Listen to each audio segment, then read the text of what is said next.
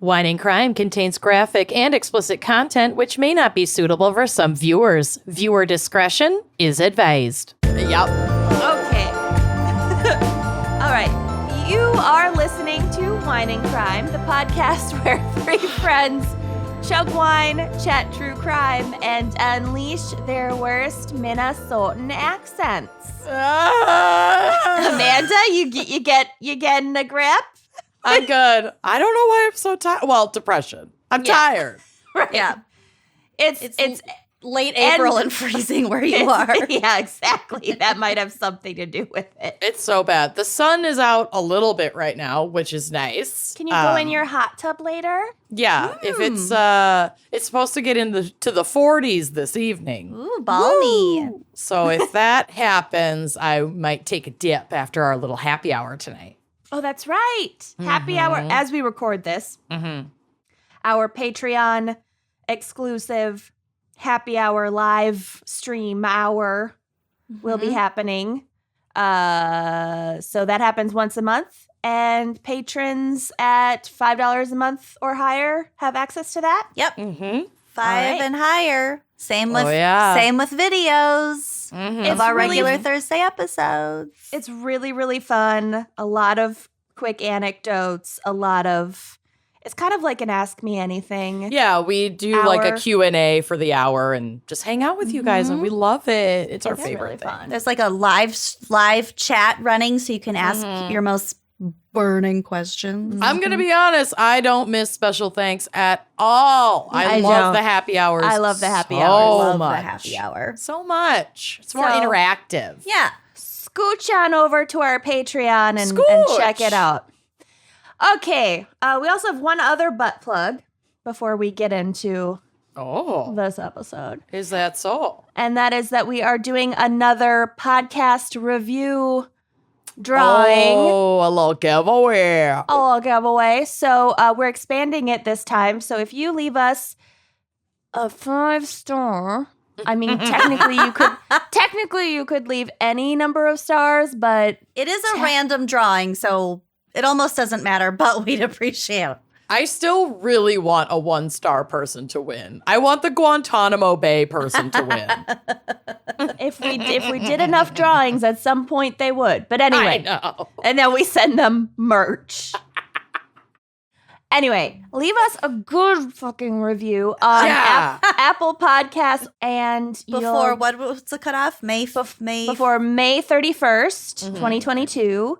And you will automatically be entered in this drawing to win a set of our new shot glasses and also an I Am Not Well hat. Those are flying off the shelves. Yeah, they really are. So you so can get them cute. for free $99. Yeah. So just leave that review and you'll automatically be entered. Okay. That Did was we our butt say plug. who we were yet? Oh, fuck. I'm Kenyon. If you don't know that, you probably don't want to leave a review. Maybe you're new. Yeah, I'm Lucy. Wow. I'm Amanda. I'm exhausted. Yeah. We're sick of being ourselves. So we have a very special gals pick for this very special episode number. It I is love when we episode- write in fan picker us in the notes in all Special caps. thanks to us. Us. It's my favorite. We're really pulling your weight. We are the most predictable and we like our routines. So this is episode 269. Nice. And so the episode topic is 69 nice crimes. Love it. We're 12. We're 12 forever. Yeah. So It's actually any- 69 crimes. Nice. Nice. So anything with 69 in the crime at Great. any point counts. Great. Perfect, because she's Mine- loose over here. Yeah, mine barely fits. All right. Also, like, RIP once again, my search history, because I'm like, man stabs woman 69 times. It's Like, all of my search history is so fucking arrestable. the first line of my notes was my Google is going to explode any day Yeah. now. I don't know Any what day. I meant by that, but it's true. I never clear out my search history. No. I just let it stack up. Yeah. More I cookies, feel like the clearing it better. out makes me more sus. Like keeping it confirms that I am a true crime podcaster. If I clear it out, it's like I'm trying to hide something. Right. You know? I don't give a shit. You don't want to draw attention. Right. They've heard us say all kinds of weird shit on this podcast. Exactly. If somebody wanted to prosecute us, they Plausible deniability. would not have a hard time. And the three of us are just going to get married so that we don't have to testify against each other in court. A legal thruple. Yeah. All right. Trust me, I've been noodling on that one for a while. All right, so let's get to our wine crime pairing for 69 crimes. Yes. Nice. We are not drinking wine today. If by we, I mean me. I'm not drinking wine today. But I wanted to find a 69 cocktail. So I did some Googling. French 69. Oh, that'd be funny. But no, I found the Love Potion 69. Ooh. And she contains multitudes. And some of those multitudes squirted onto my sweatshirt that I may have ruined. That's we shall fitting. see. Yeah. A squirter. She's a squirter. Yep. So she contains 2 ounces of triple sec, an ounce of tequila. And by triple sec, I used Grand Marnier like I always do. I almost always swap those. It's better than triple four. Tequila, I think I used like Hornitos or whatever. It's like the silver, the clear tequila. A splash of grenadine, Love. pomegranate juice, and a splash of orange juice, which I actually did blood orange because that's what I always have. A little bit of lime, and you garnish with an orange slice. my God, I love Yum. it. I love it. You're gonna Isn't be she cute? You're gonna I be need toasty to by the end of this. hang out with you soon so you can make me cocktails. Goddamn right. I love making a good summer cocktail, even when it's 31 degrees. So cheers, ladies, with your Love Cheers. Potion 69. Oh, fuck, that's good. Yummer. Happiness Tequila in a glass. Tequila and pomegranate sounds like a real good combo. It's really nice because, like, the pomegranate, the orange, especially blood orange, is like really nice and tart. And the lime, and then the triple sec or the Grand Marnier. I'm not usually much of a tequila drinker, but it mellows out the tequila a lot. So the tequila for me is really doing is adding like a hint of salt. Yeah, tequila. You know how tequila I has love that like tequila sort of cocktails. salty, has sort of a salty element to it. So it makes it a lot less sweet. Like when you think about grenadine, orange juice, pomegranate juice, that Very seems like sweet. really sweet. But when you balance it with tequila, and I always put like a splash of soda water too. I just kind of like the little fizz. It's like a pinky fruity margarita. Yeah. Very much so. Nice. Well, nice. Nice. 69. Nice. Well, nice. Nice. It all circles back. Minnesota, nice. Nice. Minnesota, nice. Lucy, what is our background and maybe psych So for much 69 psych, you guys. crimes?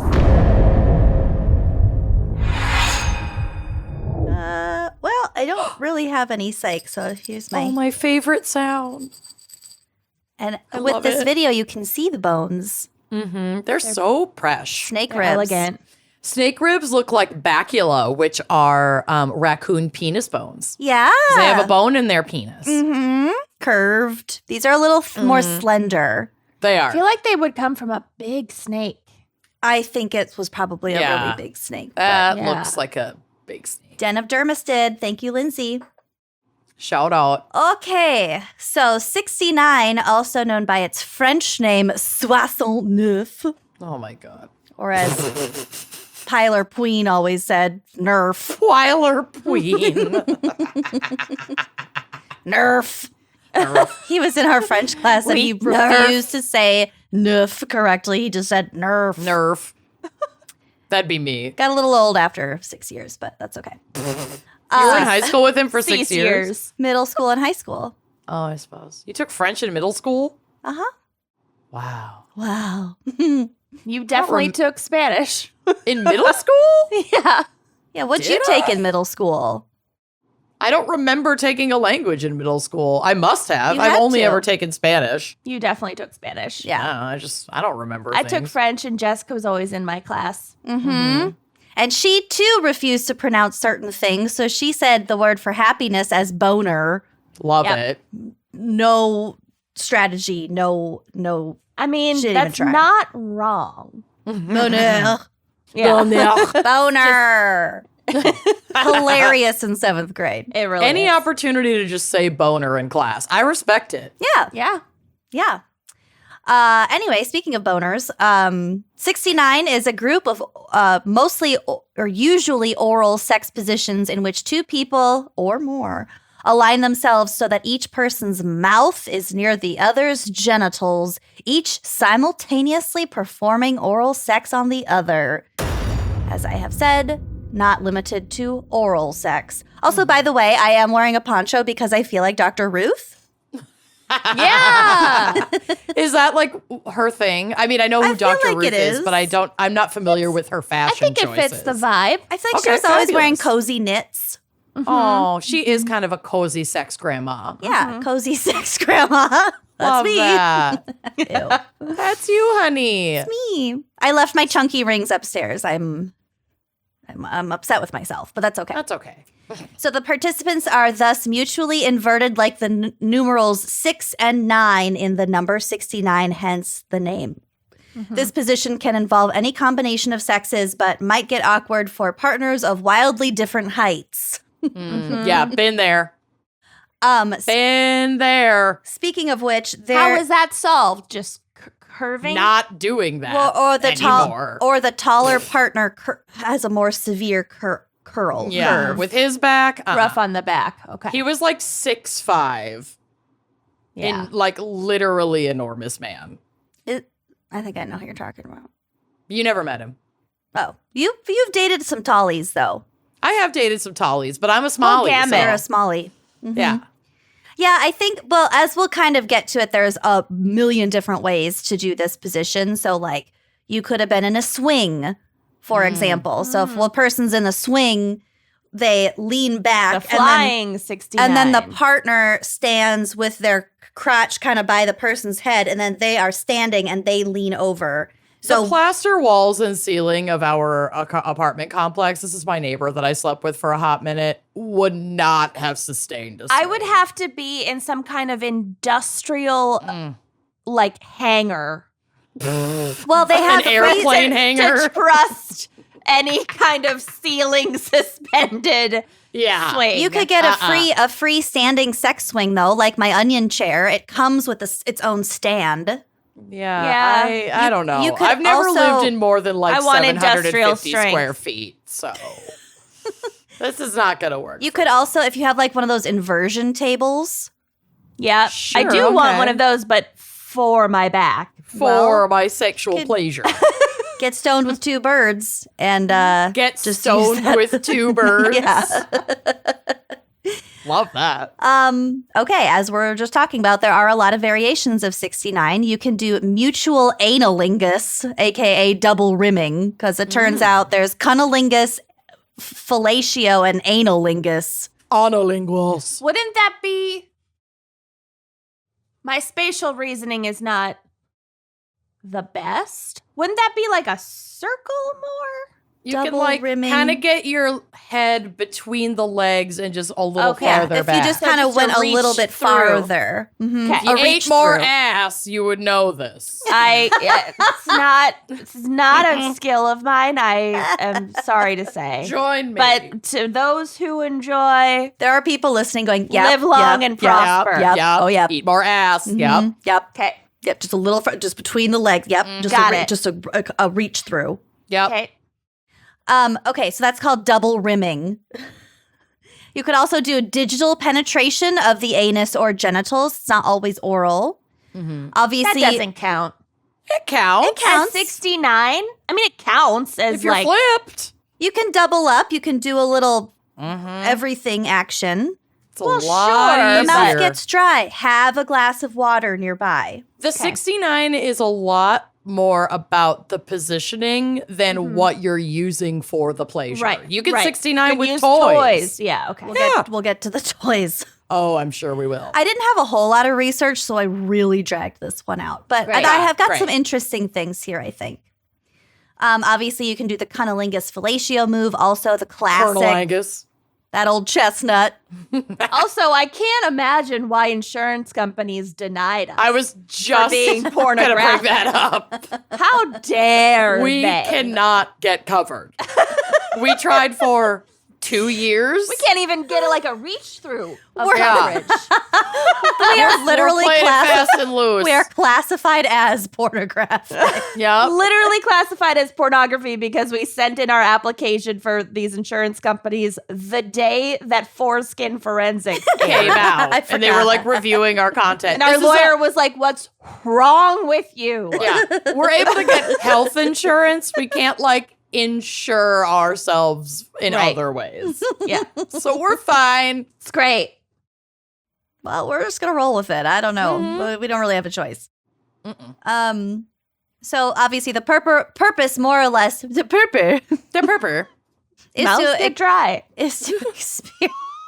the purpur, the pooper.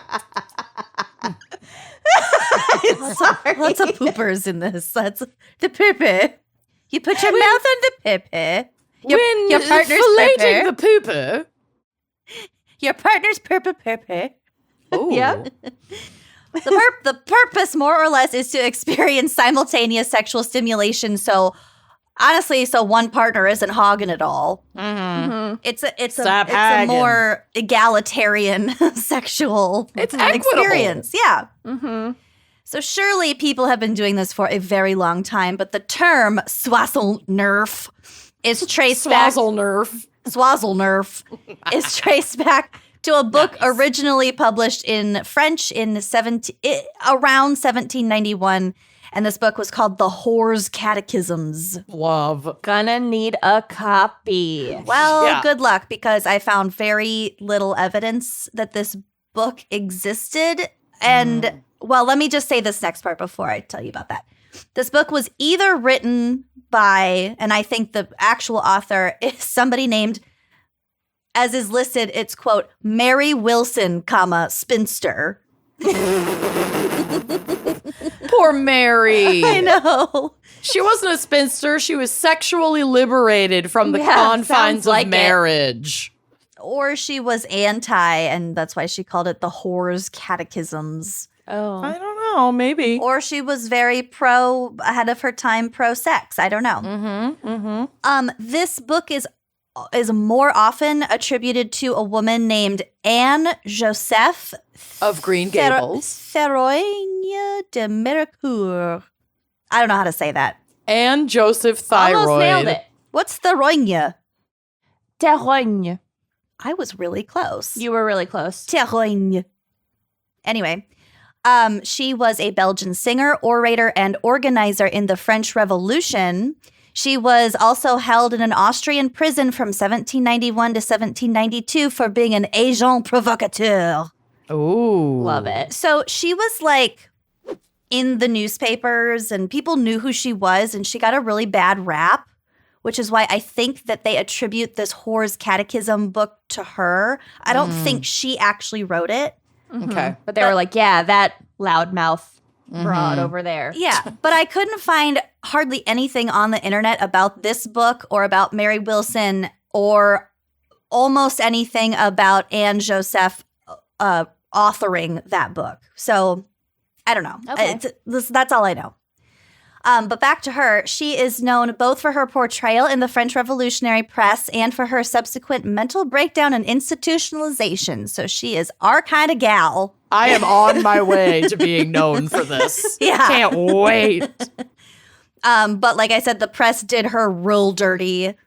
And this is why it makes me wonder if she wrote it. I don't think she did. So this is from a quote from Wikipedia. Théroigne, there I got it, was Nailed it. beginning to realize that the majority of the supporters of the revolution were interested in the rights of men, not in the rights of women. Beginning in November 1789, the Parisian royalist press began to construct a flamboyant and infamous caricature of Théroigne as a patriot's whore and a female war chief. Wow. All in quotes, obviously. Cool. According to the pages of these pamphlets, she assaulted the Bastille and led the October Days March on Versailles. She fought soldiers and was, quote, ever to be found where the unrest was greatest, attired in a scarlet riding habit and black plume. Cool. She's the coolest High person fashion. of all time. Love that. I want that outfit. Yeah. Just marching at Versailles, like for For my- women's lib. For my 40th birthday, which is in a little over 5 years. I'm gonna be 40. In 8 years. Well, it's there. It's Waiting. Let's rent out like a French castle and all wear like costumes. Okay, crazy. Let's do it. Very attainable. I see no obstacles to this plan. Let's do it. Riding capes and plumes required. Okay. I like the All and right. like canes, really thin canes. Yeah. Okay, so she was portrayed as a shameless libertine. Love that. Oh, yeah. Who was sexually involved with the deputy populace, like the general people. And one tabloid wrote that, quote, every representative of the National Assembly may fairly claim to be the father of her child. Wow. Okay, hyperbole. Yeah. Yeah. They like- Calm down. Really slut-shaming her, which is, again, why I think that she was attributed to this book. I love her. No Yeah. notes. Yeah. She had a really wild life. She moved around. She like taught herself find a to portrait of herd this bitch. sheep. Oh, there's one in the drive in my folder, which will be on the blog. And it looks like her tit is fully out in this illustration, but I think that's just the Yes. fold of her top. Well, sometimes they did do that. Oh, yeah. I don't know. I think it might have been a little late this period to do that. Mm-hmm. Oh, yeah. No, her tit is fully out. She's out. Is it though? Yeah. Okay, Yep. great. That's a nip. Great. I love it. I mean, Titty. she's fantastic. Like A+ titty. But like at one point she taught herself how to like herd cows just to like make some money. I don't know. She just seemed pretty cool, like a very dynamic person. The earliest known drawing of the 69 position is from a panel from an oil lamp that is believed to be from ancient Rome. Cool. Also, classic. Classic Romans. They were dirty. Mm-hmm. Oh, yeah. It. Was it Caligula? Isn't that ancient Rome? I think so. Yeah. The Kama Sutra mentions this sex position, albeit by a different name. In the Kama Sutra, it says, when a man and woman lie down in an inverted order, i.e. with the head of one towards the feet of the other, and carry on mouth congress, it is called the Congress of a Crow. Mouth Congress. And literally, that is how all I'm of the running Kama for Mouth Congress. That is literally how all of the Kama Sutra is written. So people who It's are like, so oh, boring. it's so no, it is so fucking boring. It's so really boring. dry. It's Well, yeah. on Sometimes paper. mouths get dry. Keep When a glass of performing water. Mouth Congress. Mouth Congress. I'm running for Mouth Congress. Vote for Donate me, to my campaign. Amanda, for Mouth Congress. My name is Amanda Jacobson, and I approve this message. Will you get yard signs made? I'm gonna make you a yard sign.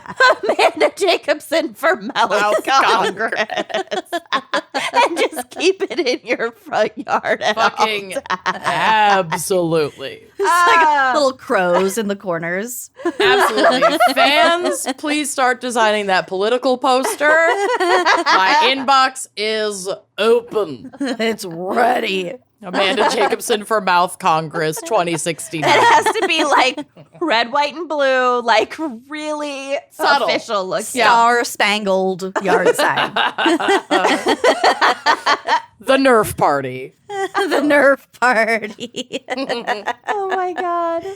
There is also a Hindu temple sculpture from the caverns of the island of Elephanta near Mumbai. Elephanta. Very, very cool tourist attraction. Cool. And this shows this position with the man actually standing, holding the woman hanging down from his shoulders. Too much work. No way. Yeah. Absolutely not. Actually, Only if you're very petite. I only like it anymore laying down sideways, honestly. that's the easiest. It's the easiest way. You're not going to pull anything. Mm-hmm. We'll actually think get I've to it. Tried it side any other sleeper. way. Mm-hmm. There's a lot of ways. But yeah, the holding, and again, this is a lot of binary gender language, so take all that with a grain of salt. But Everybody's got genitals and everybody's got mouths. So. Everybody can 69 for Congress. it's very inclusive. So just of the strong person holding, hopefully the petite person upside down, I found a fact that 2.4% of all reported sex injuries involved this particular position of one person holding the other person for a 69 What thing. percent? 2.4%. Okay, good. I was like, good. Nice and low. Yeah. Okay. So be really careful if you're going to try this one because you could easily fall on your head. Right. Especially if you're in a shower. We have gotten so many coven confessions about people Yup. fainting, doing sex stuff in showers. It's careful. hot. It's And slippery. wet. Yep. Yeah, I could get overheated really quickly if Yeah. in the shower situation. A little pop culture reference for you. On May 13th, 2016, Barack Obama tweeted a graphic that said that 69% of Americans wanted the Senate to hold hearings and vote on Judge Merrick Garland, and the vast majority of the tweeted replies were nice. Love it.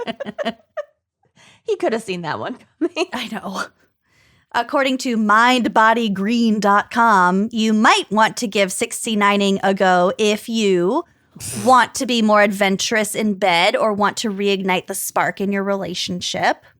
Because it's not an intuitive sex position, really. Yeah, you got to connect. Yeah, it's got to be kind of purposeful. If you have a vulva, because a lot of vulva havers have a hard time reaching orgasm with regular partnered penetrative sex alone, so you might just want to Good alternative. try something new. If you want to balance out the pleasure ratio, since you literally can't be left out in this position. I mean, you can if they're just not doing the work, but there's no but it's good supposed reason. to be an all-inclusive resort. Yeah. If timing is an issue, Yeah. timing of orgasm, this could potentially offer more synchronicity. Absolutely. Also, if you want some bonus stimulation, people are into all sorts of things. This position gives you a unique view of your partner, maybe some different smells, maybe different sounds Sights, of your partner's sounds. pleasure. Smells. People, I don't know. Some like different people things. like to really get their face in someone's asshole. It's not my thing, but a lot of Get people in are there. into it. Yeah. Get in there. So here are some tips, some 69 tips, but there are not 69 of them. There are like 8. Thank God. So you, I know. I was like, Thank God we are not Cosmo. so like we were talking about, you can lift your partner, you can squat over your partner, you can use a swing, but the primary thing is for all partners to be comfortable so they can just focus on the task at hand. So like Amanda said, maybe just lying side by side is best. Also, you can just kind of rest your It's safest. head. It's safest. It's just the most comfortable, probably, I would think. it's cozy. You're not suspended. No, You're not tensing that's anything. Way too much. That the suspension. Meow. Or like squatting No. over. It's distracting. You can't do it for very long. No, it's too much. Also, at some What point, is you might this, be the Olympics? you might be Right. holding in a fart. What are you trying to prove? If you're holding in a fart. Literally every time I have sex, I'm holding in a fart. It's constant. Well, It's constant. I'm always holding in a fart. then maybe that's 69 my homeostasis. is not ideal for you. Listen, nothing where anyone's anywhere near my genitals is ideal, but Bill's just gonna have to deal with it. It comes with the trap. Maybe Bill's kink is getting farted on his face. I mean, maybe that would track given our relationship. That's his primary attraction to you. I mean, if I'm satisfying him in that way, good for me. Pheromones are wild. They're Pheromones. nuts. Yeah. Another tip, incorporate pillows or those like sex wedges so that nobody gets a Charlie horse. Sex furniture is awesome. It's expensive, but it's really great. We can also compromise, or not compromise. What's it called? Improvise. Yeah, pillows work, but sex furniture is really nice. Pretty much everything that can be used for back pain can also be used for sex. Oh, so yeah. I have a lot of wedge pillows. Oh, yeah. And I don't know what guests think of that, but it doesn't matter. Yeah, look for things that are not marketed as sex toys, but probably like lumbar pillows, because it's dual kind of use. like how quote unquote children's furniture is way less expensive than adult furniture, but Right. a children's dresser is the same size as like whatever. Yeah. Right? It's cheaper. We got our bed from Restoration Hardware Teen. Yeah. It's a full size, it's a queen size bed. Yeah. I should have done that. I got a regular Restoration Hardware bed, and she's gorgeous, but she's been, Yeah. yeah. Another tip, maybe rinse off first, because your face is going to be all up in there. And it would also, for me personally, be really distracting if I felt dirty and somebody else's face was down there. I'm not concentrating on my own pleasure. Yeah, and that's all about people's preferences. Absolutely. But communicate that with your partner, because maybe you love it and they think it's fucking foul. Communication is key, babes. Have some lube on hand in case you want to switch away from oral. But be advised. Always have lube on hand, period, full stop. But be advised about flavored lubricants, because a lot of them can cause yeast infections. So do your homework. Switch up positions now and then for some variation, because maybe there is just a magical angle that you hadn't considered. Like if you're doing the side-by-side thing on the bed and you're getting kind of bored, maybe you go to the edge of the bed and you kind of put your head over so you can do him while he's standing up, and he can do you while he's standing up, bending over. Go on. Magical angles. I don't know. Okay. I've never tried that one personally. I'm just using my imagination. Okay. I really hope my family isn't listening. Okay. Yeah. Here's just a quote about butt plugs. A simple way to heighten the pleasure of the 69 position is for one or both or all of you to wear a butt plug. This way, whenever your pelvic floor muscles contract from the pleasure of the oral stimulation, you will also stimulate the anal nerves, giving you even more pleasure.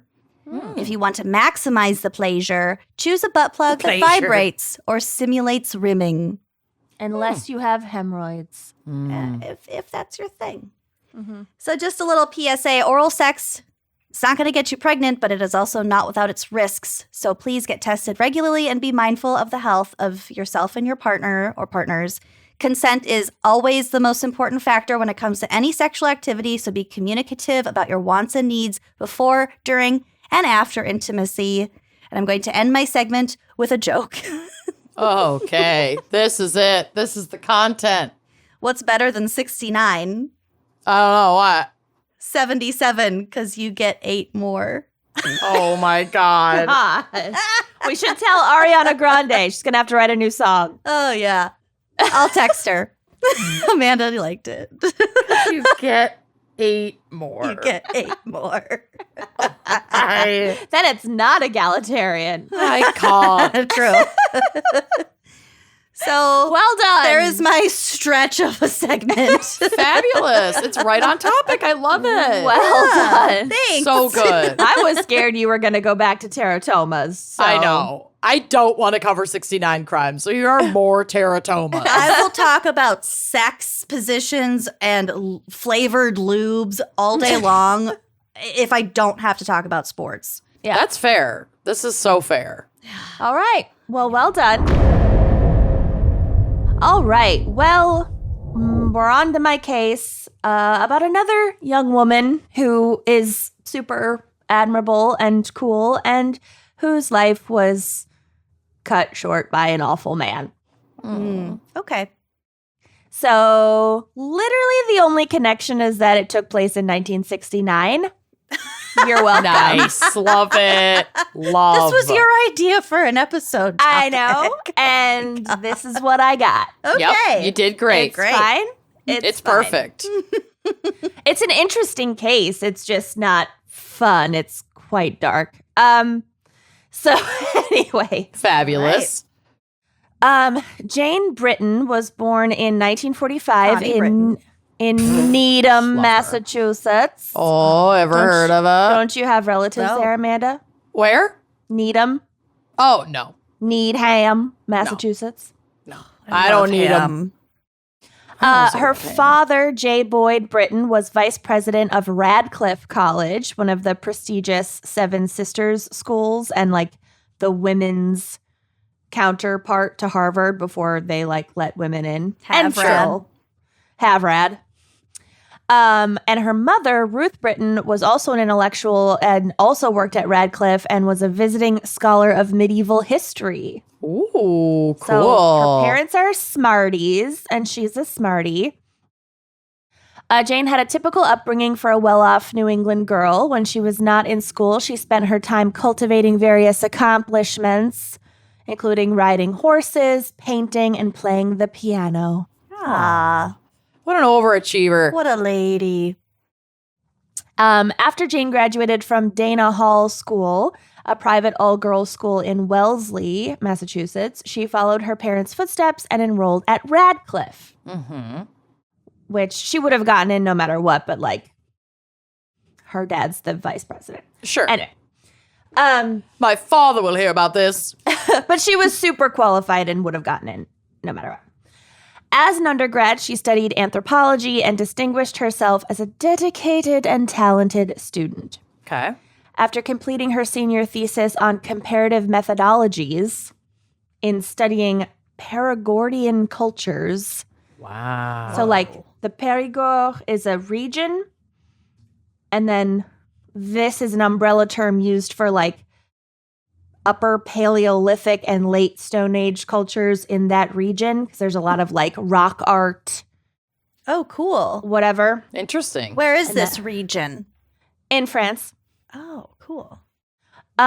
She graduated magna cum laude and was accepted to Harvard's graduate program in anthropology, which is a big accomplishment for a woman in the 60s. Jane's specific area of interest was Near Eastern archaeology, and during her first year in Harvard's program, she was one of the doctoral candidates chosen to accompany her professors to a dig in southeastern Iran. Wow, cool. That's So cool. wild. Yeah. I And hope this she is- wore a wide brimmed hat and like white linen Khakis. shirts, khakis rolled up with like Big Like a belts. beige scarf around her neck to keep sand off of her chin. yes. Yep. Absolutely. Good for her. So the dig in Iran turned out to be extremely consequential, and the team uncovered the ruins of a fortress that was once captured by Alexander the Great. Whoa. Dang. A hugely successful dig. Jane herself was later credited by the leader of the dig, a man named C.C. Lamberg Karlovsky, which we will get back to him. So remember Lamberg Karlovsky. Okay. The Lamberg baby. Yep. He was also her academic advisor, and he credited her as being responsible for one of the project's most important finds on that dig. And I don't know what it was, but she was the one that found something cool in her square of dirt. Nice. Sure. Okay. In her square of dirt. Welcome Whatever. to my dirt square. Also, I read conflicting reports about whether that professor liked Jane or not, and if he did like her, if his like for her was like or just like. like. Right. So we will get to it. When she was not traveling for field work, Jane lived in a 4th floor apartment with her pet turtle and pet cat. Oh, Cutie. that's really cute. So cute. In a building owned by Harvard at 6 University Road, for which she paid $75 a month. Wow. Must the have good been old days. nice. Seriously. I paid in 2011, I paid $725 a month for one bedroom that didn't have a closet in this area. It's all nuts. It's fine. It's cool. It's whatever. For a single bedroom or a one bedroom apartment? No, a single bedroom in an apartment with roommates. With other people, Yuck. yeah. Yeah. She began dating another student in her program named James Humphreys. She also liked her neighbors, two other classmates that she'd become close to. They were a married couple, and they were both her classmates, Donald and Jill Mitchell, and they lived in the apartment next to her. So she had a great little thing going. Yeah, with her kitty and her turtle. Despite the numerous prestigious universities, Cambridge, Massachusetts at the time had a reputation as a relatively unsafe city, which is not the case anymore. But like Somerville, next to it has parts that are like very much all, prestigious university students, and then other parts that are like a little more run down. Is that where your sister lives, Amanda? No. My sister's in Melrose now. She used to be in Charleston. It's where we had a show. We had a show in but Somerville. It's like major college area. Okay. So we were there. Yeah, we've we been were to there, Somerville. and I lived there. Got it. So- Okay. So parts of Somerville are a little more towny and a little more run down. And, shit goes down and people can easily take advantage of students because they're seen as like rich and dumb and drunk and vulnerable. So at the time, Cambridge was like that as well. And she had a really sheltered childhood in the fancy suburbs. And now she's living there on her own, in her own first apartment. So the building where Jane and her friends lived would later be described by various news sources as, quote, decrepit and unsafe. Oh, just like your childhood home. Yeah. Dilapidated. Dilapidated. That's where I grew up. It's fine. God. Littered and dingy and seedy and roach infested. Okay. Not a great building. I've lived in a roach-infested building. It's not that bad. It's fine. This is worse than what you've lived in, and we're about to get to it. Oh, I'm sure. So in 1963, a Boston University student named Beverly Sammons had been raped and murdered in that very building. And she is now known to have been one of the victims of the infamous Boston Strangler. Wow. Weird. Yeah. Is that what you're covering? No. Well, I mean, this happened before Jane lived there, but someone was raped and murdered in that building by the Boston Strangler. Whoa. Sure. So when Jane moved in, the building had no buzzer system and no locks on the outside doors, despite like numerous pleas from tenants over the years and like what had happened in 1963. They just didn't up security at all after that murder. Sure. Great. And then the lock to Jane's apartment was flimsy and barely worked to the point that she often didn't even bother using it. Oh. Cool. So that's not great. Not great. This lack of security in the building was especially concerning as street crime had been on the rise in the neighborhood of late, with numerous Harvard and Radcliffe students reporting being victims of muggings or attempted muggings that year. And actually, according to Jane's friends, she herself had a run-in with a mugger while walking on campus, but she was able to fight him off with a penknife. Ooh. Good for her. Yeah. Scary, but Really scary. I have another friend who fought off a mugger with a knife. dang. Jesus. Not in that area. That was in Buffalo, New York.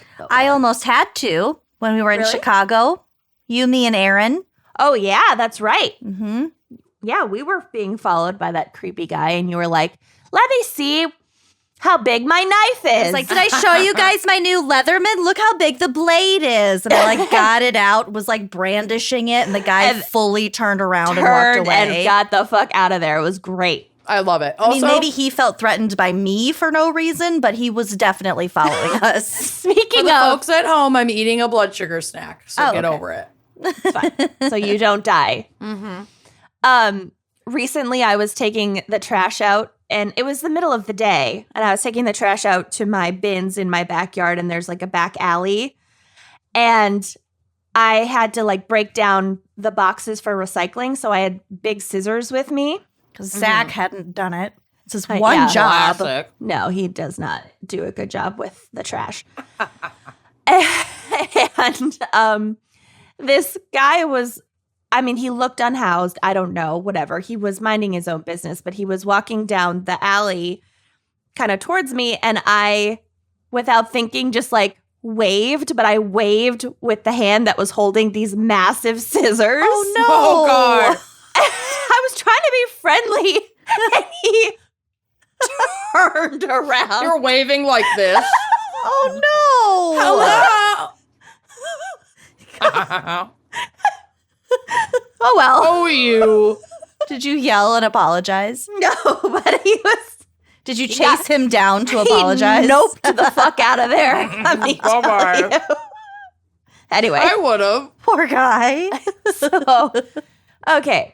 So aware that the situation with her apartment was unsustainable and she like had to move, she had begun like thinking about looking for a new place in a better building, but she just hadn't quite started that process yet. She's busy, she's in school, and she really likes her neighbors. They're her close friends.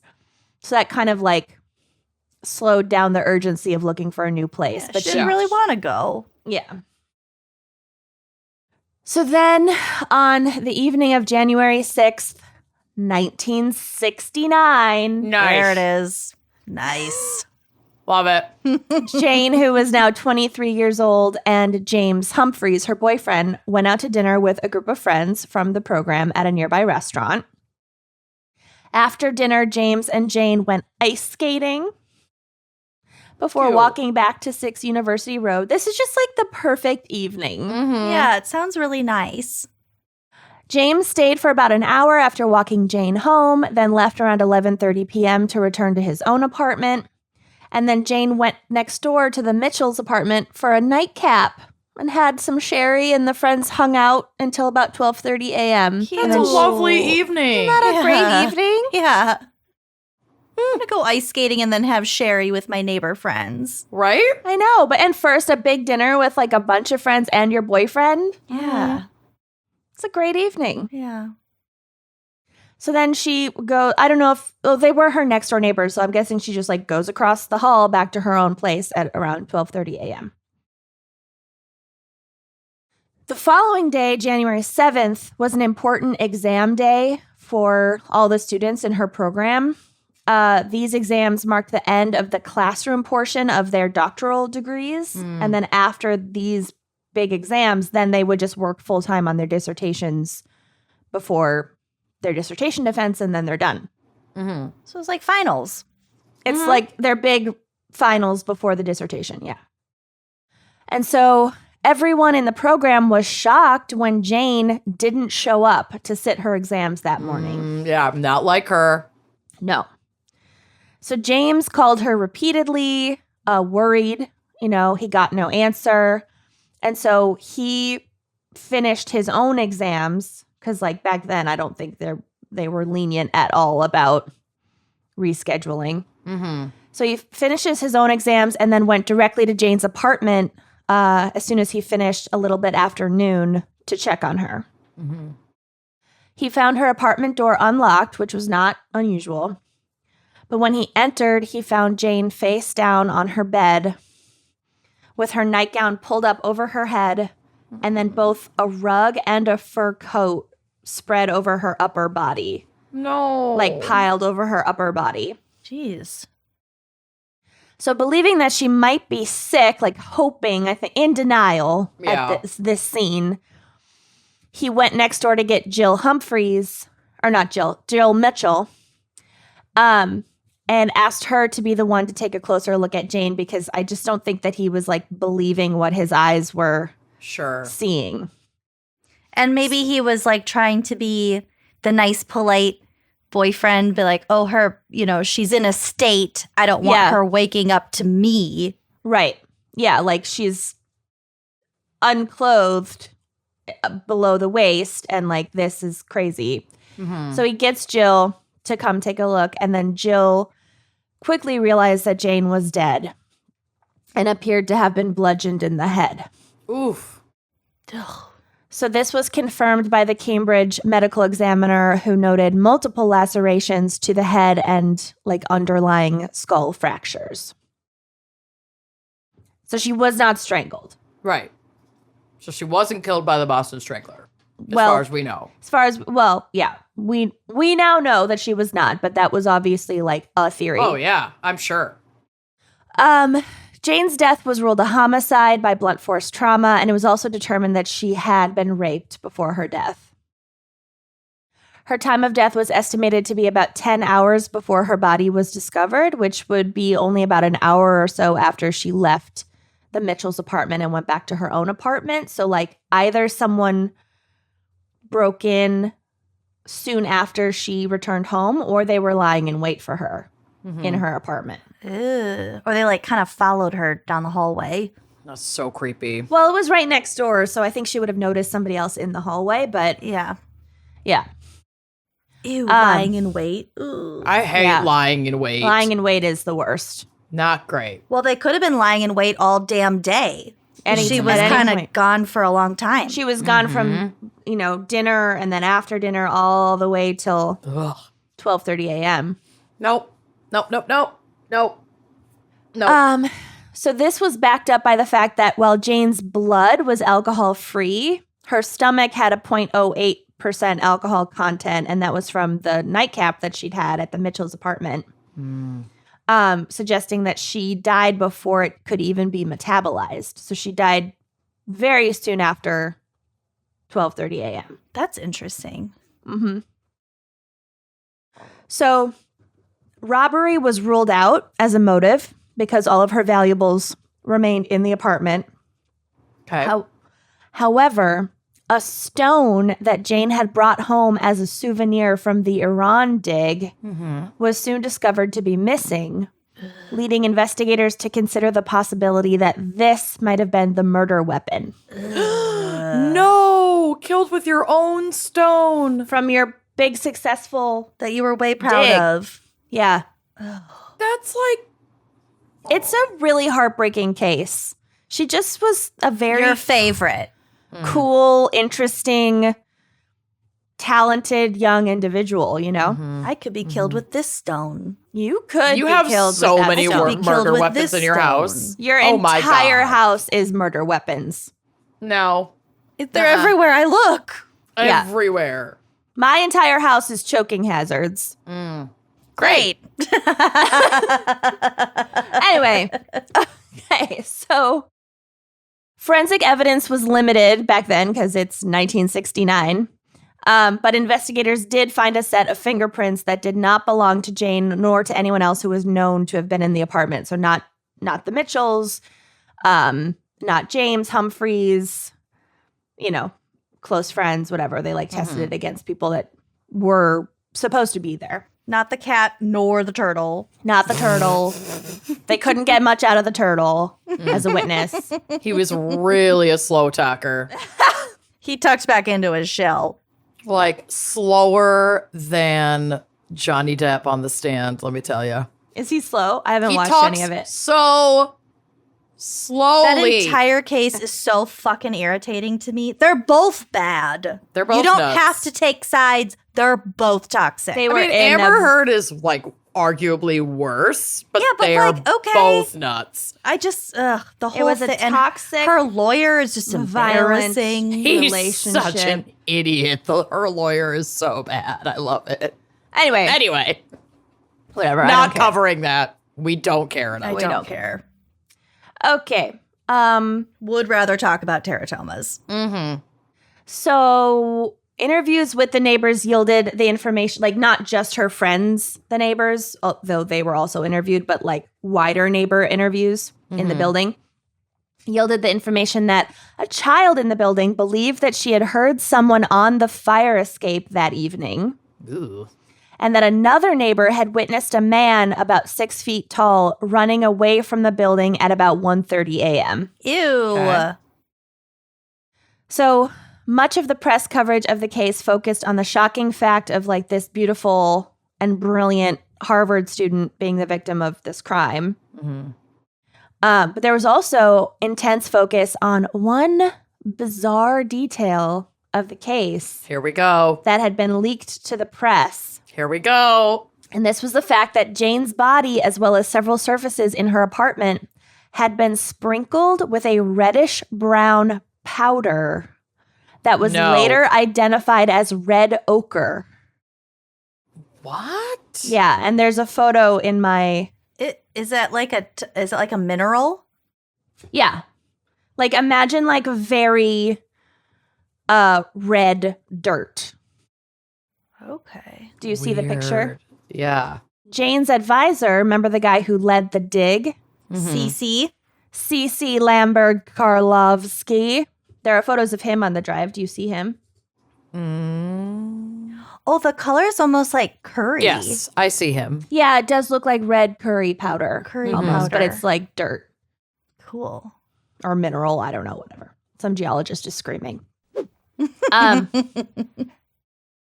So her advisor, Lamberg Karlovsky, was interviewed by the police, and he noted during that interview that in some cultures, including those of ancient Persia, which like he studied and she was studying, well, she wasn't studying that as intensely as he was, but they had gone on this dig in Iran, so ancient Persia. So some cultures sprinkled such a powder over the dead as a funeral rite. Oh. So to him, that was significant. Like a cultural significance. Yeah, connection. Yeah. But ancient. Interesting. Yeah. Creepy. Also, a piece of a grave marker was found placed by Jane's body, and I believe that this was also just like an item that she had in her apartment. Ugh. You know, because she just had a bunch of cool archaeological shit. Yeah, that's true. I love her. I probably have that somewhere in my house. Let's be honest. Yeah, someone could pose my corpse with a bunch of Wild weird shit. shit. It would be such a stunning tableau. I kind of want to build one. We'll pose you. Don't worry. We'll make sure you get posed. Perfect. I knew I could One count more on you guys. photo shoot. Portrait Say no mode. more. Yeah. Say no more. Mode. Want one all together Is with it on your square? with your macabre tableau? Amanda would do it because I would find the objet and Amanda would take the photo. Done. Put it on square so we can post. Oh, obviously. Okay. So these details that he like mentioned in his interview to police led to speculation that Jane had been killed by another archaeology student or perhaps even C.C. Lamberg Karlovsky himself. Because again, there were like all these rumors that he maybe like pursued his young female students or and I don't know. I don't want to like disparage this man if that wasn't the case or if why those not? rumors Yeah, disparage away.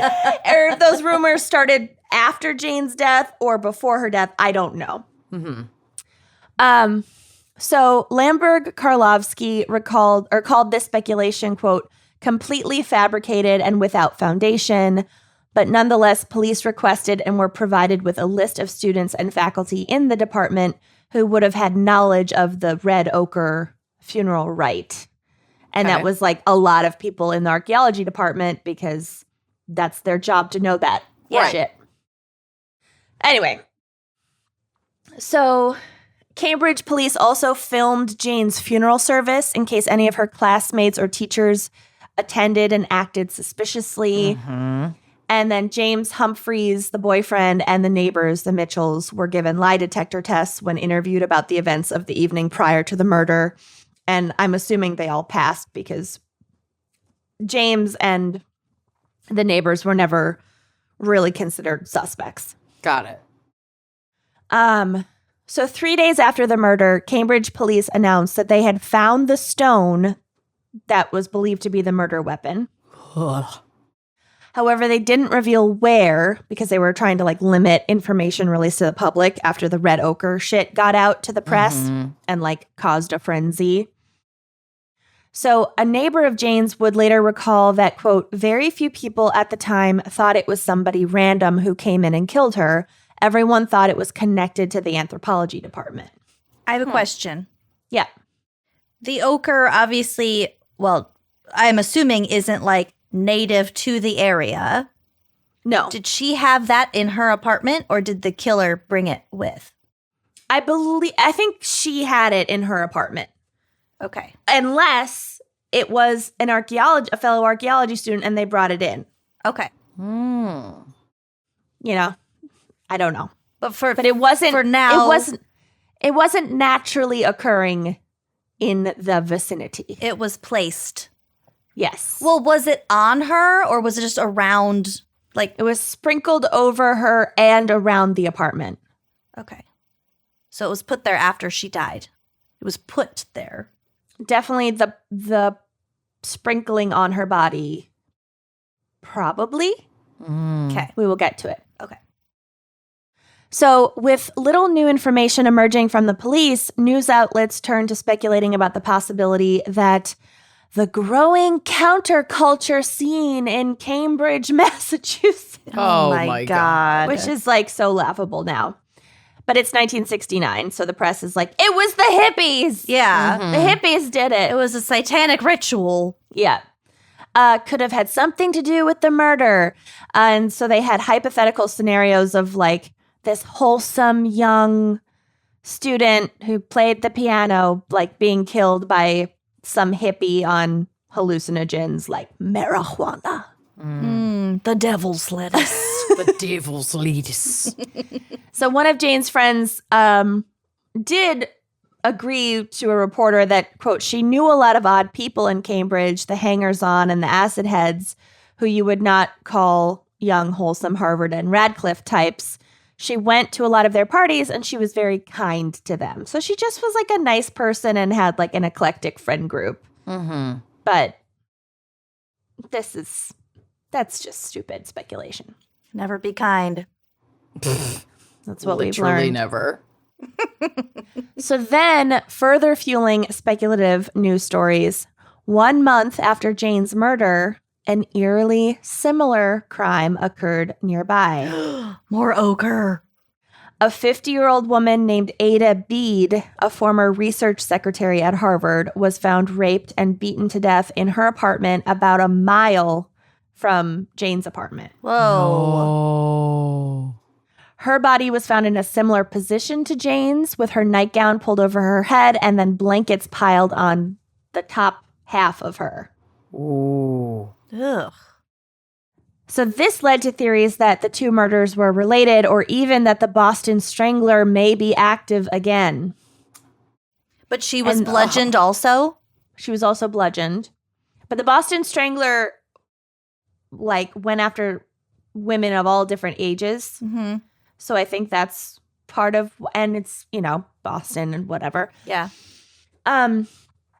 At this point, a man named Albert DeSalvo had since confessed to being the Boston Strangler, and to killing 13 women, including the first woman I mentioned, the one who had been killed in the building in 1963. But there have always been doubts about his confession, and many people believe that a second killer could have remained on the loose, and that actually the Boston Strangler was more than one person, not working together, but just the cases getting Copycats. like copycats, or just like Oh, coincidentally two serial rapists. similar Right, MOs. right. Similar. Yeah, Right. it's true. Could be. I've always wondered how they can so for surezies link crimes like that, especially Without DNA evidence. Yeah, I think that's why they keep details secret from the press, so that if like the blankets piling detail on the upper Right. half of the body, if that's not reported widely, then you know at least it's not a copycat. Mhm. It might Yeah, be that's a one way they do it for sure. coincidence. No, I know, but just I don't know, especially like watching true crime shows where it's like after the fact, like after they had caught somebody, if you're looking back at the investigation, it's just really interesting to me how investigators tie different crimes together. Yeah. Whether or not it's a copycat thing, whether or not the public knows about it, I just think it's really Well, it's super interesting, and I'm sure that they don't always get it right, especially because like there are killers who change their MO, which we've talked about. Yep. Especially if they're like escalating or whatever, or like learning. These two, I think, do seem linked. But we will get to it. So this theory didn't really go anywhere. Police refused to comment on the matter, and eventually both cases went cold and faded from the public's attention. Then in the late 1980s, when DNA testing became widely available, the semen sample from Jane Britton was tested, but it turned up no matches to known offenders. And the database wasn't as big back then. It was like literally just known offenders. Similar retest in 2006 also didn't turn up anything. And then in the early 2010s, there was a resurgence of interest in the case from both professional journalists and like amateur web sleuths. Billy Jensen. Who reached out to Cambridge police for copies of the original records. And then all these requests were denied because the police were like, well, technically it's an ongoing investigation, so no. And that was kind of like pre-big investigative podcasting days. So there's pressure on police to release information on the case. And eventually that did lead to a decision to retest the DNA evidence for a third time. Okay. So in 2017, improved testing technology allowed investigators to get a soft hit on a suspect who might have been a match for the DNA collected in the Jane Britton case. And what that means is that they got a very close match to, well, we'll get to it. Okay, so the suspect was a man named Michael Sumpter. There's a photo on the drive. He's a convicted rapist who had died in 2001, so he's already dead by the time they're doing this test. He died shortly after being paroled after serving a sentence for a 1975 rape in Boston. So around the same timeline. Investigators were able to track down a living brother of Sumpter's and asked him to provide a DNA sample to help confirm the match. That familial DNA, baby. Yep. And the brother agreed, thank goodness. Because I don't think they DNA, baby. I don't think they had a warrant, but the brother agreed. And the results were a close enough match to the DNA from the crime scene that authorities could declare with almost near certainty that Sumpter was, in fact, Jane's rapist and killer. Dang, all those years later. And like so much of her family's probably dead at that point. From 1969 to 2017. Yeah, that's really sad. There's just like a lot of people who went to their graves without closure about who did this to her. Yeah. Yep. That makes me sad. So while he was alive, Michael Sumpter was convicted of 2 rapes. But DNA evidence has since also connected him to 2 other unsolved, before his death, rape murders in the Cambridge area, in addition to Jane's. Wow, he was busy. He was a very busy serial rapist and murderer. Busy beaver. So at a 2018 press conference, the county's district attorney announced that Michael Sumpter had officially been identified as the person responsible for the 1969 murder of Jane Britton.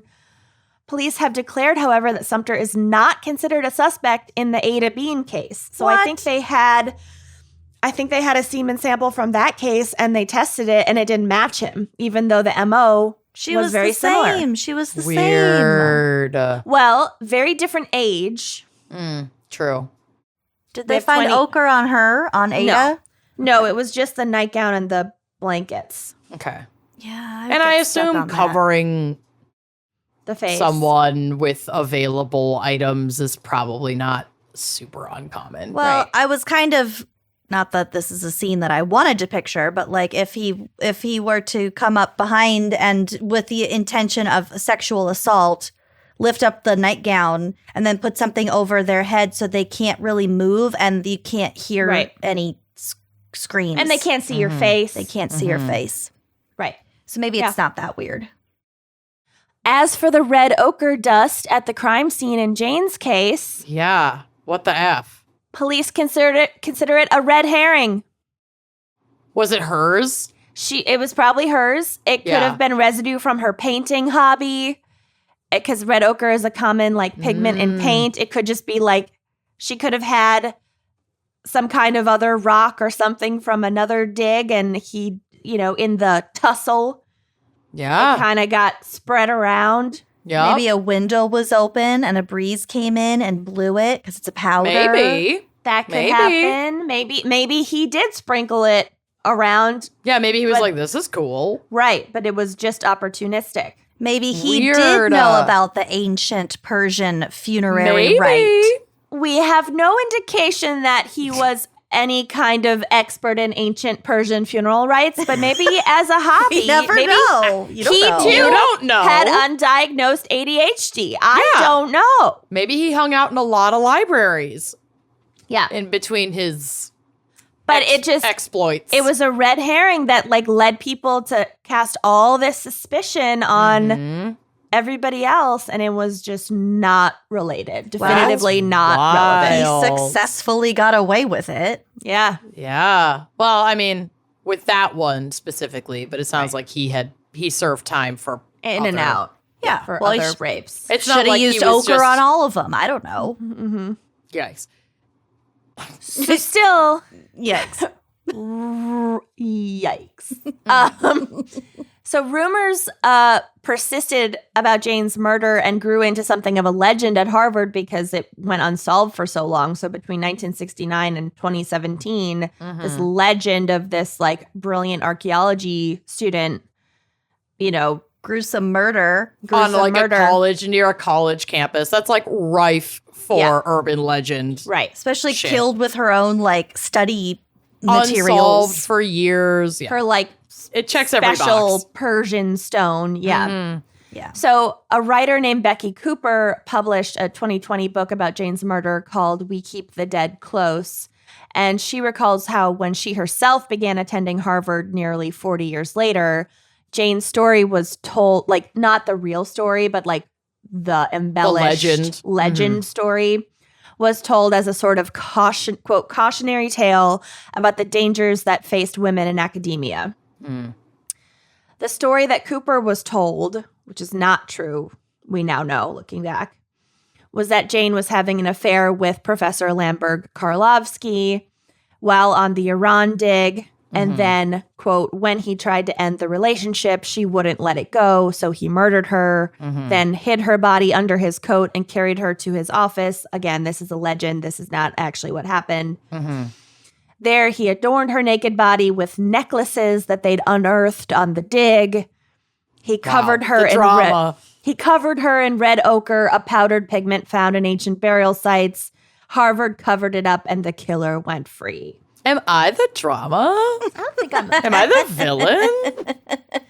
Again, none of that is true. Yeah. That is the legend that formed, and it probably sucked for that professor because he continued professing at Yep. Harvard for many decades after Jane's death, and With people spreading this shit about him behind his back. and he got tenure, and apparently people were like Up in arms about it. a little pissed off that like this quote unquote suspected killer, and he was never named A person of interest. yeah, Yeah.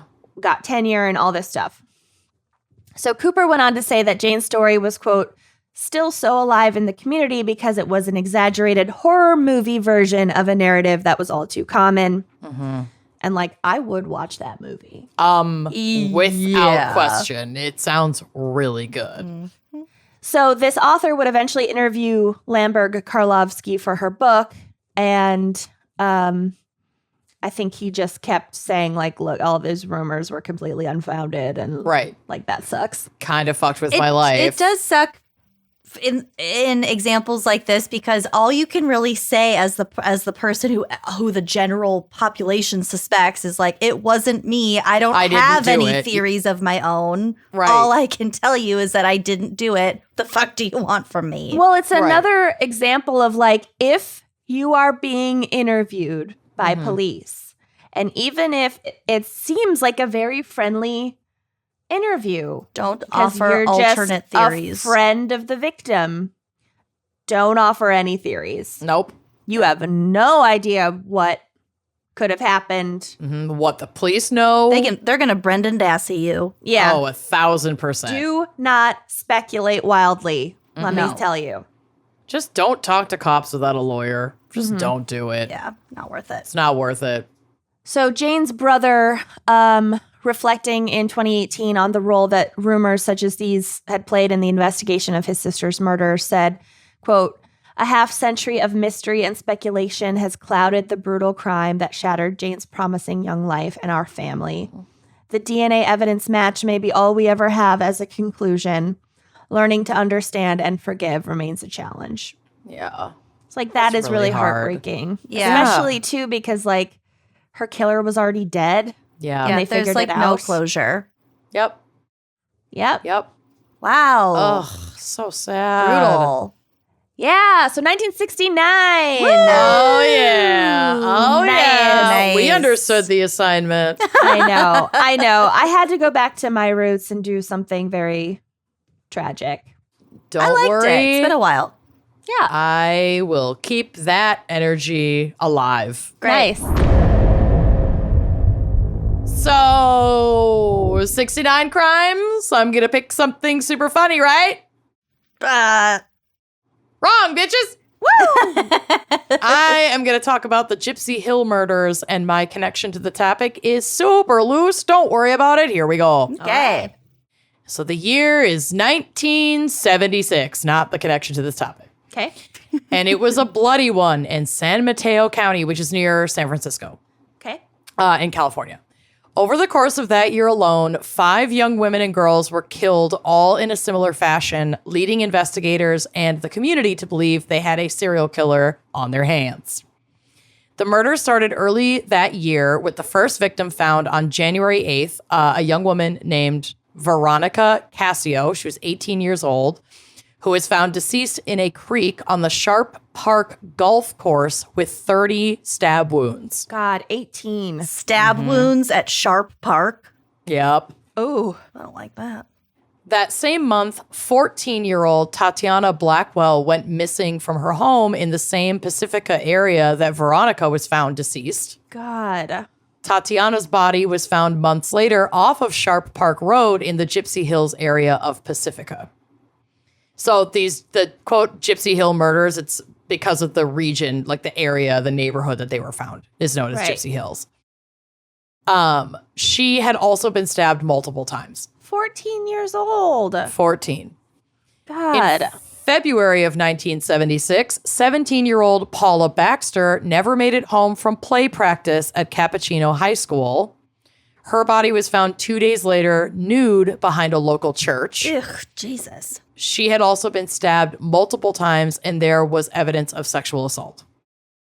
Think about how often as teens we were just like Wandering around. out and about, Doing our at thing. parks, walking home from school. We were feral. We were alone all day. yeah. In the summer, like, yeah. all day. Oh my God. Especially in the summer, but like even during the school year. When you said that she never came back from play practice from high That- school, I felt like it was immediately- me. I know. I pictured Yeah. you walking Amanda, Home. walking Through home the from path. play practice through the woods. Yep, So it's just there was a a quick path little in the jaunt woods. through the woods from the high school to your house, but it was through the woods. Yeah. Anything could happen. Yeah. You never know. God damn it. Though she had been stabbed, her cause of death was blunt force trauma to the head with a chunk of concrete. Ew. A few months later, on April 1st, 19-year-old Denise Lampy was found dead in the parking lot of the Saramonte Center shopping mall with 20 stab wounds. This person is like, this killer is just They were all Bam, bam, bam. lived, right? This is really all in- violent. Really violent, really rapid. This is Excessive. all in 1 year. And all towards young women, Like and Yep. girls. totally out Yep. of their minds. Yep. Brutal. Yuck. Okay. Frenzied. Frenzied. Yeah, this is definitely like, I think this would fall in the category of maybe a spree killer because it's very like rapid fire spree serial murders. I don't remember exactly what qualifies it, but Maybe this was not, like because there might be technically like enough of a cooling off period, but not maybe. much. If it's Yeah, it's not much. April 1st and then May 6th, I don't Yeah, all of it- think it's a spree technically. yeah. But I mean, it feels like one. it's To kill close. this many people in 1 year feels like a spree, but I get what you're it's saying. disturbing enough. Exactly. Then on May 6th, 26-year-old Carol Booth is found in a shallow grave in a South San Francisco park after having been reported missing by her husband 2 months prior. Oh my God. Yeah. And while these 5 victims are the only ones at the time to have been solidly linked to one another and attributed to the same killer, there are likely at least 2 other victims that have not yet been confirmed. Well, one who sort of has, and we'll get to it. 19-year-old Michelle, at the time of these murders, it hadn't been confirmed. 19-year-old Michelle Mitchell, who went missing from Reno, Nevada on February 24th, 1976. So outside of the like Gypsy Hill area. but in the still time period. In the time period and in the MO. So, And- okay, so sorry, back to the spree thing. Mm-hmm. Actually, maybe it would technically be a spree because we've got February, we've got somebody who disappeared in March, Mm-hmm. but Was wasn't likely found killed but wasn't until found. May. It's like every month Yeah, or every month or every so. 2 weeks even. Mm-hmm. Ugh. Yes. I and seem then, to remember that there wasn't like a specific definition of a spree killer. Yeah, it was loose. We'll count it.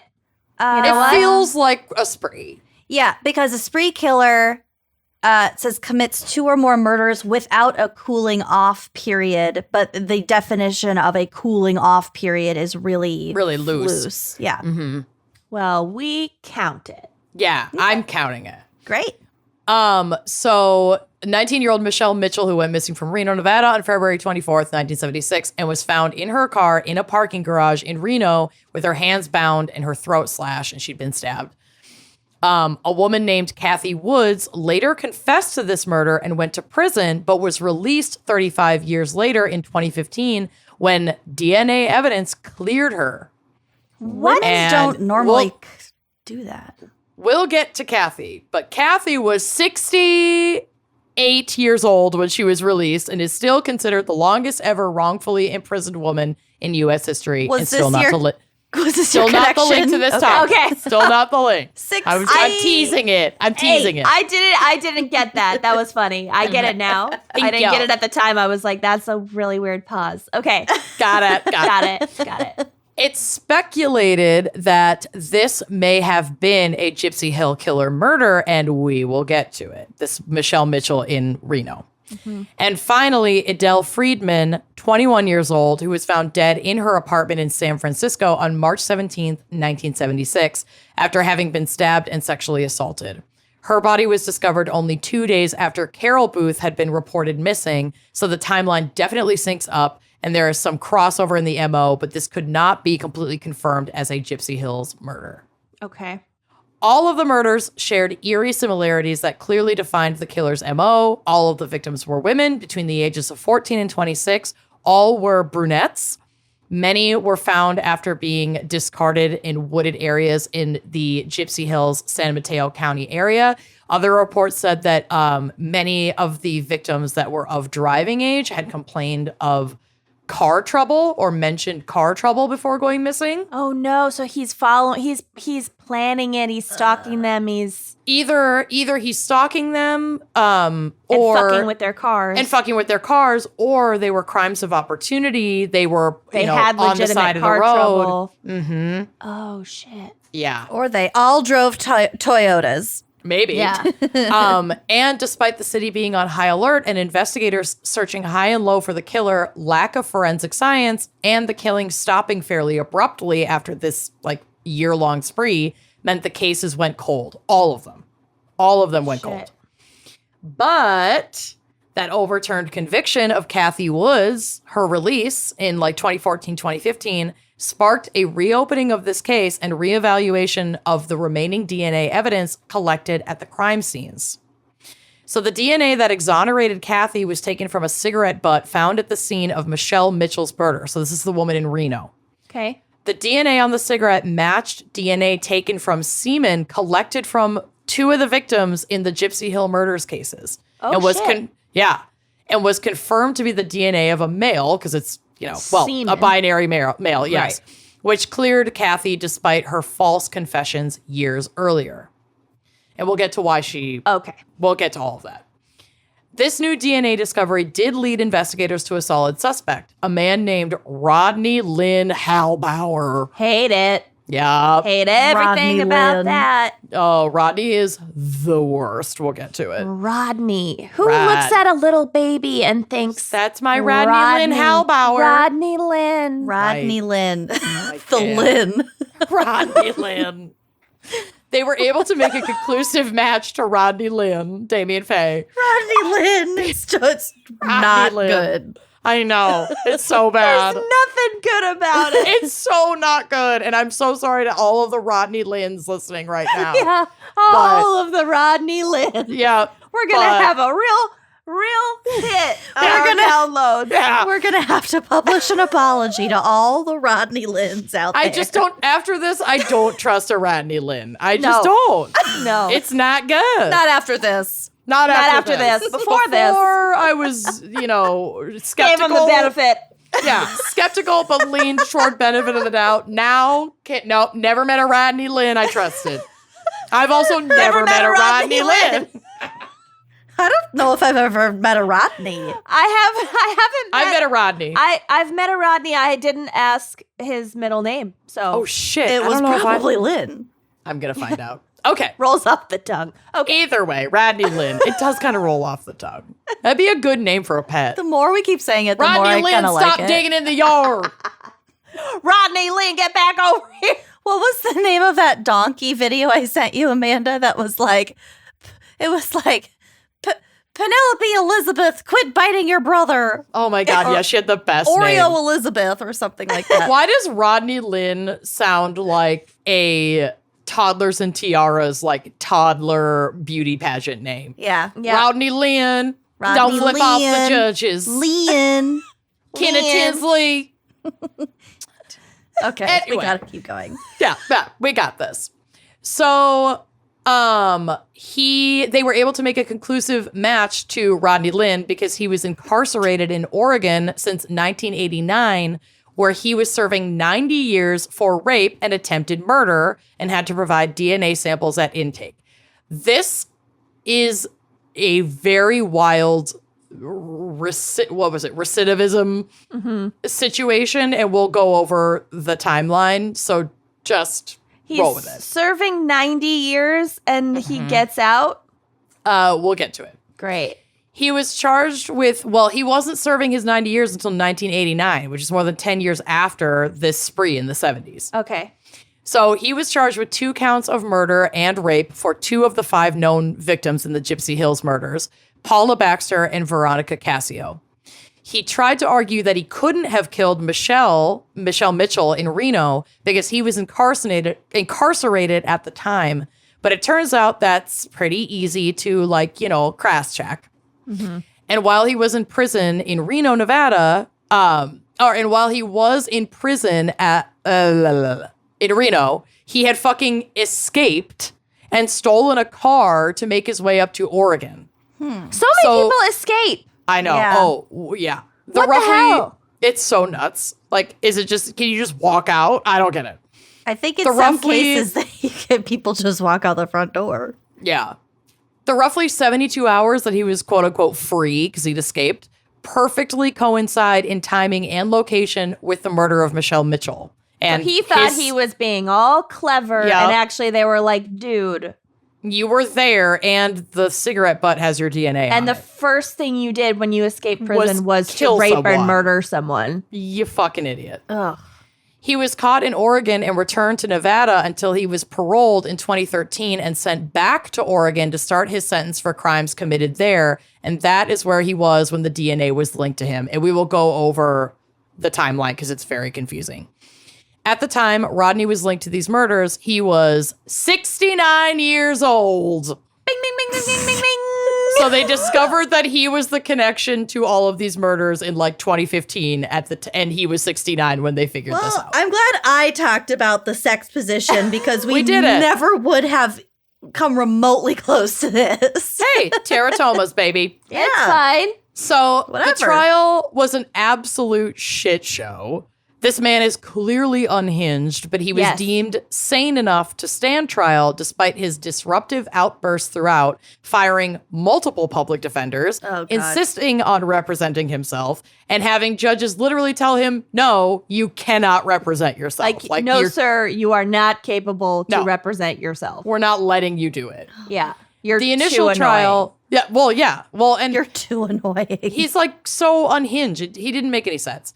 So the initial trial in California was delayed multiple times due to his outbursts. He yelled, quote, I am not guilty, and I wasn't here for that period of time. And my personal favorite, he's a liar. In the middle of the prosecution's arguments, like Which I'm disrupting actually court. surprised doesn't happen more often. I know. And, quote, I have never raped or murdered in my life, to the jury in an outburst that briefly disrupted court proceedings, leading to a request for a mistrial by his lawyer and claims by the prosecution that the outbursts were staged. Yeah. The mistrial request was denied. Basically, the judge was like, no, you don't get to just start screaming and then then get set a up your own mistrial. mistrial. That's not how this works. Yeah. As soon as you feel things going south, you don't just Yep. get to like have an outburst and get a do-over. Correct. So in addition to his outbursts, Rodney was often heard laughing throughout his court appearance, which is just fucking creepy. Ew. And then Rodney Land. when asked repeatedly to shut the fuck up, he responded, I've always told the truth. I can't be quiet. I don't know how my semen got on those victims. Got in those Ick. victims. Oh Ick. my God, ick. It's the worst. Rodney had received psychiatric analysis several times over his 50 plus years of on and off incarceration before his trial. Or this particular trial. So he was in it. He just could not We'll get to it. cope. Okay. He was always in fucking prison. Okay. In these evaluations, it was determined that he suffered from, quote, a severe personality disorder with a propensity toward criminal behavior, you don't say. He is absolutely a delusional narcissist who, despite little education and a complete lack of basic job and life skills, quote, feels that he's pretty accomplished, that he should be able to teach, and that he has a great many qualifications, end quote. And he yearned to be a famous artist or a rock and roll star. You know, whichever comes first. Yep. The easy stuff. The report concluded that Halbower's life is, quote, life is replete with poor impulse control, narcissism, and a certain grandiosity. Obviously, I'm going to be a rock star artist. Yeah. Sir, no, you're not. Yeah. SoundCloud. Yes, you can join my ex on SoundCloud. And You have two so have much fun. in common. Yeah, you'll have tons to talk about. You both have a certain grandiosity. And narcissism. So Rodney Lynn has a wild timeline of criminal activity starting at 9 years old, quote, in his hometown of Muskegon, Michigan, when police picked him up for breaking windows in a cottage. 9. At 9 years old. And like I was running around doing dumb shit when I was 9, but I wasn't like breaking windows. Getting arrested. No. At 13, he stole and crashed a car for which he was sent to a juvenile detention center. Well, that I did. Yeah, well, yeah. But it's not your fault. The wheel fell off. It wasn't your fault. No, I did not steal a car at 13. No, but the wheel did fall off of your car. But he ran away shortly after being sent to this detention center. From there, his life has been a constant revolving door of prison stays and escapes. And for someone who claimed to have, quote, never raped or murdered in his life, his record certainly says otherwise. And here is a comprehensive timeline of Rodney Lynn's criminal history from the Ventura County Star. So 1948, Rodney Halbower is born on June 27th Rodney Lynn in Wisconsin. Of course. There it is. And then moves with his family to Muskegon, Michigan a few years later. 1964, he's sent briefly to adult prison in Michigan after violating terms of that juvenile court probation for stealing a car. So that's when he stole and crashed the car. Wait, so when he was 13, he was sent to an adult 14. prison? I think it might have been, He was only 14. Wait, yeah, no. around that time. Briefly sent to adult prison. I'm not he sure. kept It could have been a escaping different. juvie. Yeah, 16. Okay. because he Whatever. Okay, broke doesn't out matter. of he broke out of juvie, stole a car, and crashed it. And I think that's when they were like, well, trying to put the fear of God in him. So another. We're gonna send you to. Briefly to adult prison to try and do the like scared straight thing, Right. probably. Okay. And also it was the 60s. Like, who fucking knows?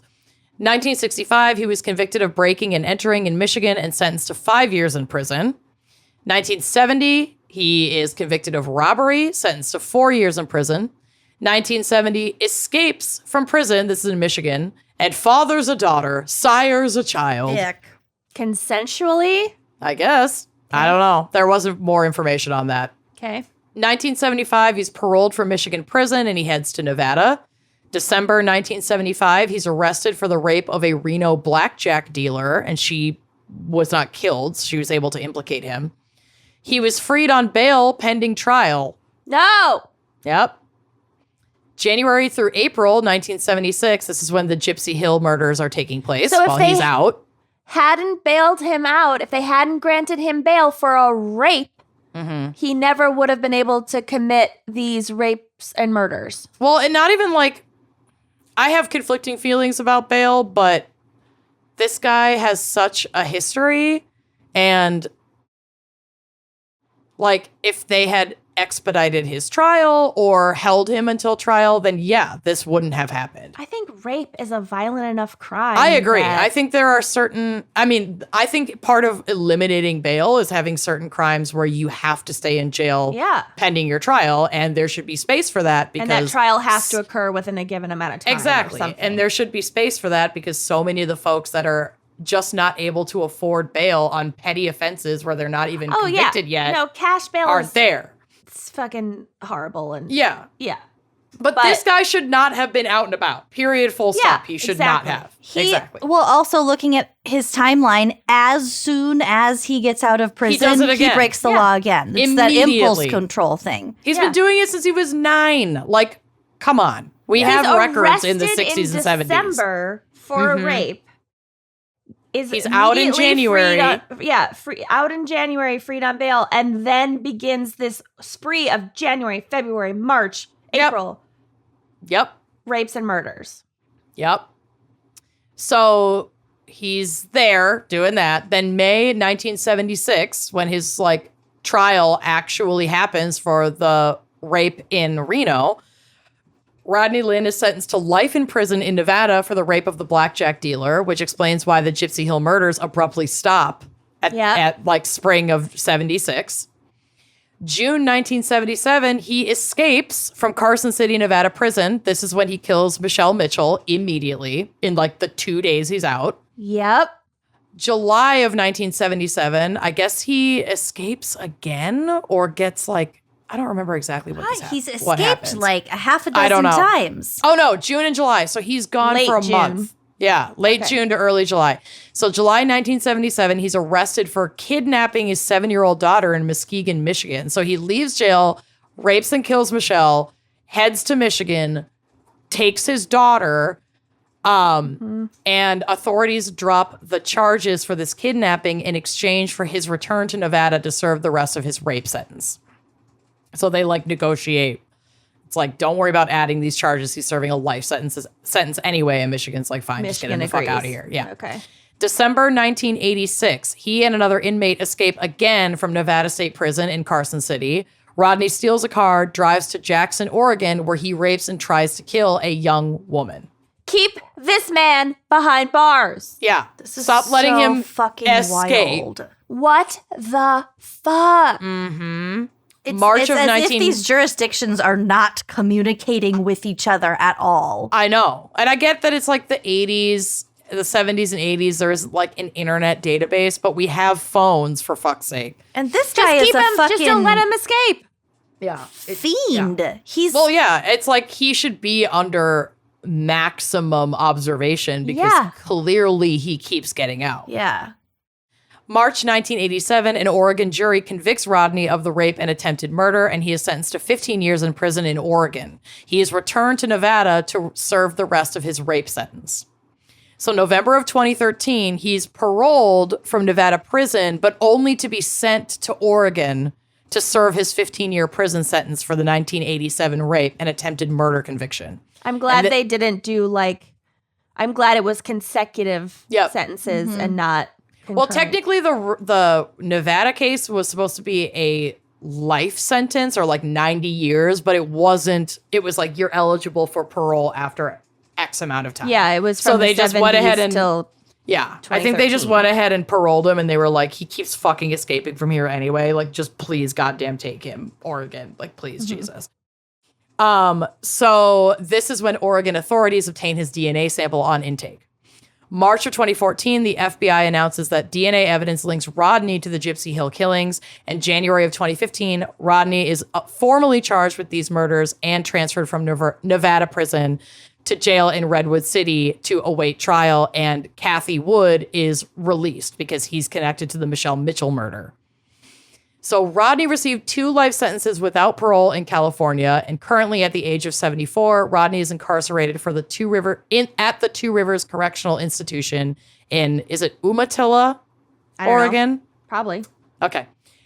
Completing the penalty for his previous rape and attempted murder conviction. According to the Oregon Department of Corrections, his tentative earliest release date from there is May 14th of 2026.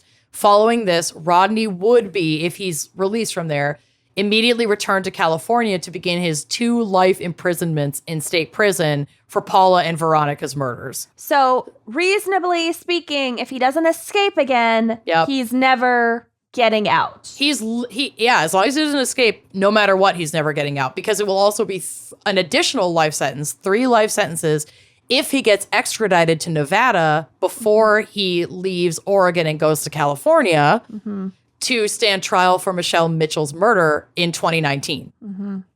I skipped something. If to stand trial for Michelle's murder, but he was supposed to go to Nevada to stand trial for that murder in 2019, but things always get delayed, and then COVID happened. So I just don't think it's been prioritized since he's behind bars for life regardless. So it sounds like he's still in Oregon and eventually will be sent to California. Will be sent to California, or will first be sent to Nevada, stand trial for killing Michelle Mitchell, given a sentence there, and either serve it there or go to California and serve his life sentences there. Either way, he has minimum 2, possibly 3 life sentences under his belt. So just keep an eye on him. Yeah, seriously. Yeah. I hope he gets extradited soon. Lock so that the door. For real, quit leaving the fucking door open. I hope he gets extradited soon, though, so that Michelle's family can finally have closure that her true actual killer is held responsible for this crime. And then that whole thing got me curious about Kathy Woods, the woman who served 35 years for killing Michelle. Yep. So what happened here? Why did she confess to a crime she didn't commit? Well, we've done the false confessions crimes episode, and this situation is pretty much checking every box. It's exactly what you would expect. So this is just a segment from the Los Angeles Times. It says, quote, "It was 1980 when Woods was convicted of killing a young woman 4 years earlier in Reno, where Woods worked as a bartender. Prosecutors claimed Woods slit the throat of 19-year-old University of Nevada nursing student, Michelle Mitchell, after she rebuffed Woods' sexual overtures. In time, Woods would become America's longest-serving wrongly convicted female inmate, according to the National Registry of Exonerations. For certain, it was a murder she did not commit, and a prison sentence she should not have served. Yet it was a bloody crime to which she, quote, confessed in a statement written by police. Criminal justice experts say her case raises questions about how police interrogate the mentally ill and is a troubling reminder that wrongful convictions do occur and that people sometimes confess to crimes they did not commit. Police did not tape record Woods' interrogation, and her case inspired a bill in the Nevada legislature in 2017 that would have made recordings uniform and mandatory. The bill by Assemblyman Steve Yeager, a Las Vegas Democrat, was backed by the ACLU and Nevada Innocence Project.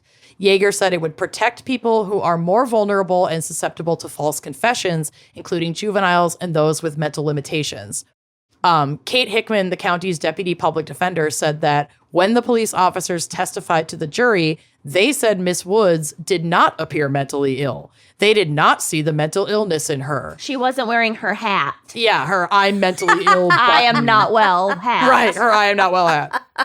They did not wasn't see wearing her pin. Yeah, her name she tag. hung her hat on the hook, and then they just couldn't have known. I am going to keep my hat on just in case I get interrogated. They did not see the suggestibility. They did not see that she got every single detail, including the color of the car and the inability to tie a knot in a rope incorrectly. Like, they saw it. They just didn't fucking care. They wanted to close their case. They wanted the clearance. So she was convicted of killing a different woman 4 years prior, and she... No, this is all for Michelle. Yeah, it's all the same woman all the same in woman. Reno. The one who got her throat slit in the car. Oh, so Kathy Woods never killed anybody. No, never. The detective's ability to come and testify, quote, she told us this without a jury hearing it from her was incredibly damaging to her and played a huge role in her being convicted of a crime she did not commit. So after she was sent to prison, did she fight it? I'm not sure. I'd already done a whole case, so I didn't really dive that much deeper into it. I hope she did, but without DNA, what are you going to do? Did you say she was unable to tie a knot in a rope? Physically unable to do that? Or I don't know. Or tie whatever the knot knot was, you know? that was that had tied Michelle's hands. She couldn't recreate the knot. There was a lawsuit filed about this wrongful conviction after she was released. Woods' lawsuit claims that interrogators failed to advise her of her right to silence, ignored her request for an attorney, wouldn't allow her to leave the room, and used her debilitating mental condition against her. Police wrote out the admission of sorts using their notes and memories. Woods never signed the document, but investigators testified that their account reflected what she said during her interrogation. What? She never even signed it? Never even signed it. How? That is so fucked. Yeah. At the time of her arrest for this crime, she was housed in a mental ward at Louisiana State University Medical Center in Shreveport, Louisiana. She later said she had bragged of committing the killing in the misguided belief that by appearing dangerous, she would get her own room.